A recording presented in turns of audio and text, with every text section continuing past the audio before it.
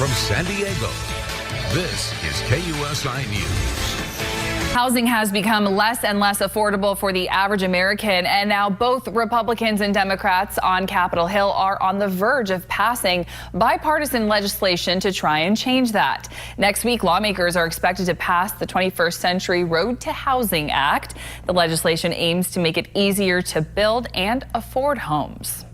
As much as 25% of the cost of building a new single-family home comes from regulations. That figure rises to 40% for multifamily construction. As you can imagine, that contributes quite a bit to the price that Americans pay for that home. So this bill cuts unnecessary red tape that's delaying construction and driving up prices. Lawmakers say they believe this will lead to an increase in home construction this fall. And here to give us more insight on the 21st Century Road to Housing Act is California real estate broker Mark Powell. Thanks so much for being here, as always, Mark. Thanks for having me. So they said it there in that clip that, this is designed to cut a lot of that red tape out, a lot of the fees and things that maybe builders have to go through to build homes. Can taking just that element out really lend to more affordable housing and making it that much easier for Americans? It's one component of making homes more affordable. The breaking news is it's a bipartisan bill, 396 to 13 in the House of Representatives, and the Senate was 89 to 10. And you're looking at an organization can't even agree on what they're going to have for lunch. They were able to pass this. Tim Scott out of South Carolina, Republican, Elizabeth Warren out of Massachusetts. So this is a big deal that they can agree on it. But San Diego is a little bit more unique than around the country. In San Diego, the median price home is about $950,000. The median price home across the country is $435,000. But what this is going to allow us to do is use manufactured homes. Now, manufactured homes is another term for mobile homes. Remember, like a mobile home park? Yeah. However, they're going to loosen up the restrictions on that because they sit on a chassis and allow them to sit on their metal frame and qualify for various fundings, because some of these manufactured homes, they don't qualify for regular conventional financing. It makes it a little bit easier. But what we find, like the elephant in the room, is the building costs. So let's just say I'm a builder, I'm gonna build a home in San Diego. Well, the people who build the homes, they have to live here and they have to make a living wage. And so that wage in itself drives up the cost of building. So if you have a manufactured home that's built, let's say even in another state, they'll be able to truck this home in, put it down on a foundation, and you can buy these homes for fractions of what it costs to do. They call them stick-built homes.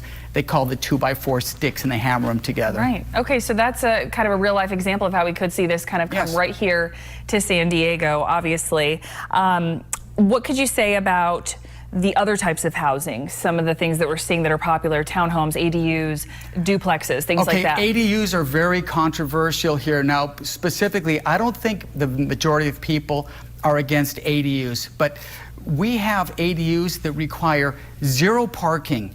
So when you put in, let's say in my neighborhood, 8 ADUs in a cul-de-sac, and right next door in the other guy's lot, he puts 8 in his lot, there's no parking. So the Housing Act is not going to override local control. So the local governments can still impose their own restrictions when it comes to conformity. Maybe they might want to say, we no longer want 2 stories, we're going to make them 1 stories, they got to look more like the house. So it doesn't override zoning, it doesn't override local control. It's going to give us the ability to get community block grants, we can get more money, and also the conversion of commercial buildings into residential housing units.